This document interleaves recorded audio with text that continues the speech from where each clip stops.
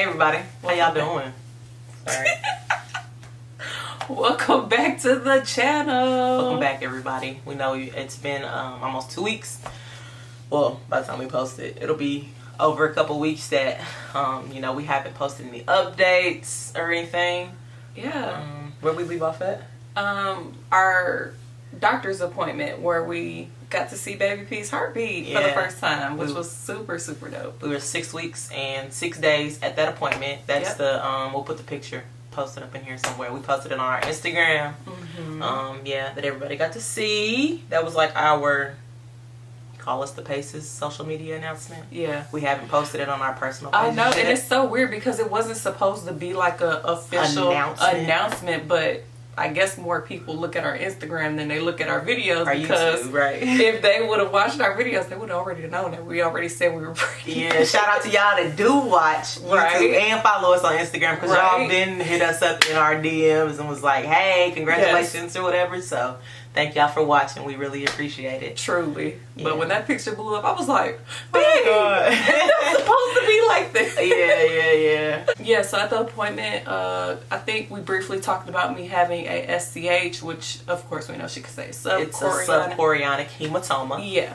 And so the doctor pretty much told me that, hey, you could bleed, you might not bleed, and let's just say later on that day I did bleed and I was freaking out. Yes. Even though she said it was gonna happen, I'm like, are you speaking my future? Like the same day you tell me it's gonna happen, I start bleeding. Yes. Yeah. And it was kind of scary. It was. But also we were thankful that we had just went to the appointment and they told us that could happen, because if we didn't know that she had that, then it would have been a whole different kind of mindset going on. Man. So it's just like it's a crazy feeling. Like I think like I was cramping like a little bit. My stomach just wasn't feeling right, and I was like, man, I don't feel good. And next thing I know, hello, there's fresh bright red blood. Yeah. Sorry, TMI. But yeah, I mean, I bled that night and a little bit into the next morning.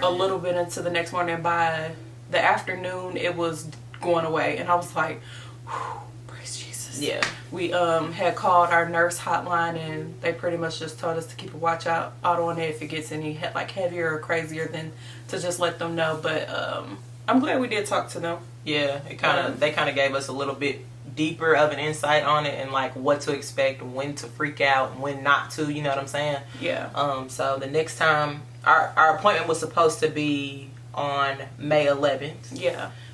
She told me from that point on, since I bled, that I pretty much just need to be on light duty. Just, rest as much as possible. Don't be trying to do too much. Like, no heavy lifting. We already know that. But, like, girl, sit your butt down and just relax, If you go to work, you need to call off. So, luckily, I worked from home. I could work in my bed, which I was doing for a very long time. And this was probably for, like, almost 2 weeks where I was doing good. Like a week and a half, I was doing real good. Yeah. And then like a little bit towards the end of those 2 weeks. Why are you shaking your head? Because I started to get y'all. Okay, but like I wasn't doing a crazy amount. I just started to get a little bit more comfortable. I'm like, ooh, I could cook me a meal, or ooh, I can do this. And so Friday, what was that?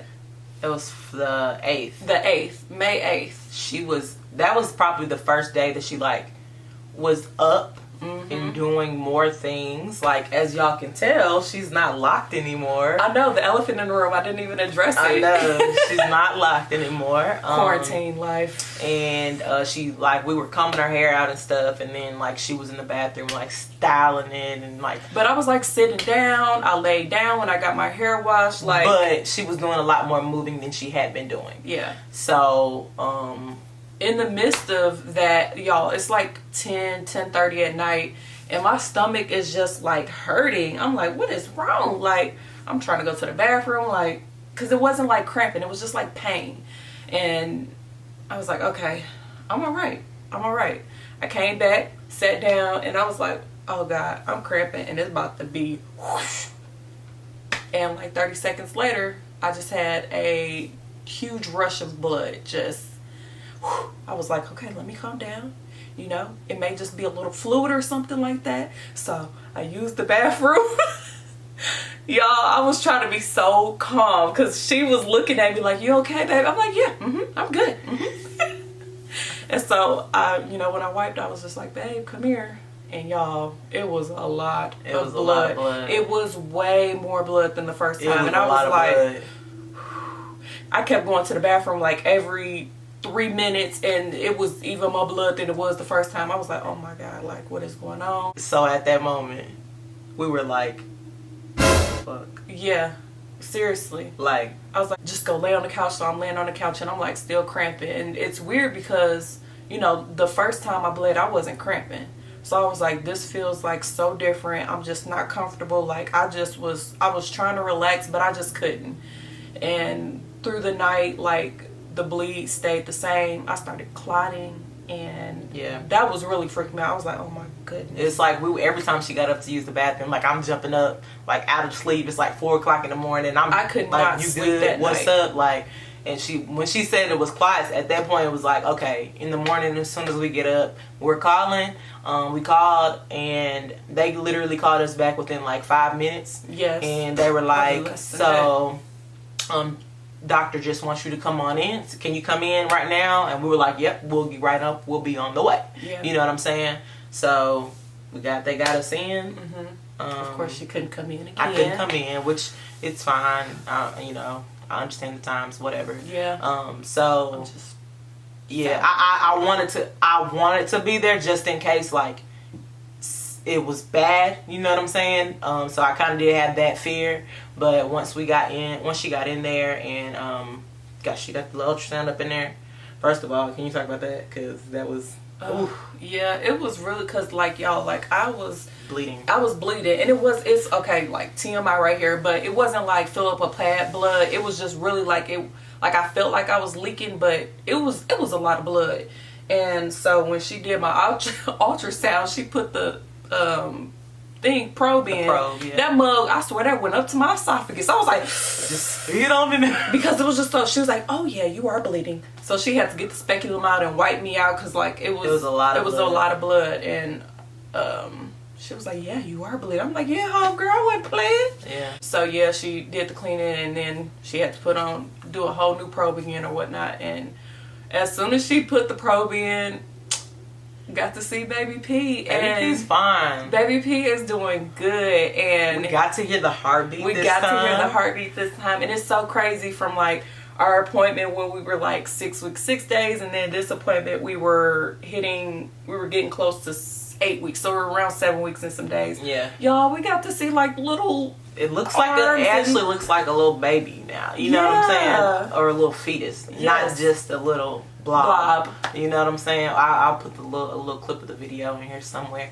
But yeah, it was definitely like calming and reassuring to hear the heartbeat and to see that the baby is just fine. Mm-hmm. She did also show where there is blood in there, and she was like, expect to bleed again. Mm-hmm. But as long as it's like, if you're not doing a lot of stuff, like, don't be concerned, because she's like, there's nothing you can do about a subchorionic hematoma. You have to let it bleed, pretty much, or it'll just go away on its own. Yeah. There's no medication, like none of that kind of stuff that you can do to treat it. So in comparison, the first one was 1 centimeter. Mm-hmm. This one, when she measured it, it was 14 centimeters by 20 centimeters. So I'm gonna roughly say it was a 16 centimeter area of blood. And I mean, that would explain why I was bleeding so heavy. Yeah. And she said, if I bleed again, don't be alarmed. Mm-hmm. But yeah, I was just like, whoa, that is a lot. Like, it was super scary. It was very scary. So now, we are officially 9 weeks. 9 weeks and 1 day 9 today. 9 weeks and 1 day. Super excited. Yeah. So once we went to the doctor on that Saturday, we were supposed to go that Monday, so we just didn't go on Monday again because that really wasn't the point. The bleeding started to go away like that same day, like it was going away, and to this day it's still trying to go away. But yeah, so our next appointment will be next Monday. Yep. Which we're super excited about, super happy to get to see the baby again. Right. Hopefully, as long as everything goes as planned, it'll be our last appointment with them. We'll get to, graduate or whatnot. So that's super exciting as well. We'll transfer over to our OB. Yeah, how have you been feeling? What's been going on with you? Okay, you guys. So I don't know if one of the major changes in my life is the fact that I don't eat ice cream anymore. Like, Jesus. I just can't. I don't know. I just can't eat it. Like, it's good, but it's like it's not satisfying to me like it used to be. So that's one major change. Nauseous. Yes, I've been feeling it like heavy. Like, yesterday was all day. Like, I just was not feeling good all day. I'm feeling fine right now. So I have my days where I'm like nauseous. I haven't thrown up or anything yet. Close yesterday, but yeah. Oh, I felt like yesterday was gonna be the day. That was rough. Yeah. Fatigue. I've been tired. I have my moments in the day where I'm tired, and I just really, I think because I don't take a nap in the daytime, like once it comes to nighttime, I miss my moment to go to sleep. So I'm like up late at night, like I can't sleep. At night, it's almost like I have insomnia. Like, one day I was like up till like 4 o'clock in the morning. I'm like, Sam, what are you doing? You need to go to sleep. Crazy. What else? I don't have any other symptoms. That's about it. That's about it. Like, your boobs still sore? Yeah, it's not as bad, but yeah, they're still sore. Still doing injections every day. The progesterone injections every night, and estradiol twice a week. Hopefully, once we go to this next appointment, they can start talking about weaning her off of it, because I know that's not like something, that she wants to continue. And typically, people stop it at 10 weeks. Typically, so I don't know. We'll see. We'll see how it goes. If they want to keep us on it, they feel like that's what we need to do. Right. That's what we'll do. You know what I'm saying? But yeah. Me and progesterone. I'm sick of you. Of it. Yeah. Okay. Yeah. But it's okay. I know I gotta take the shots every day, but dang. Yeah. My butt hurt. Baby P. Anything for Baby P. Anything for Baby P. But I think that's pretty much it. Yeah, that is all that we have right now. Yeah. We're doing well, still in quarantine. Yeah. Chilling. Enjoying each other's company. Are y'all enjoying your significant other's company? Are y'all getting each other's company? What have y'all been doing to pass the time during quarantine? Let us know in the comments below. Also, if y'all have any questions about anything that we talked about the subchorionic hematoma, let us know. Yeah, that's all we got for y'all. That's all, folks. That's it. That's all. And we will holler at y'all in the next video. Bye.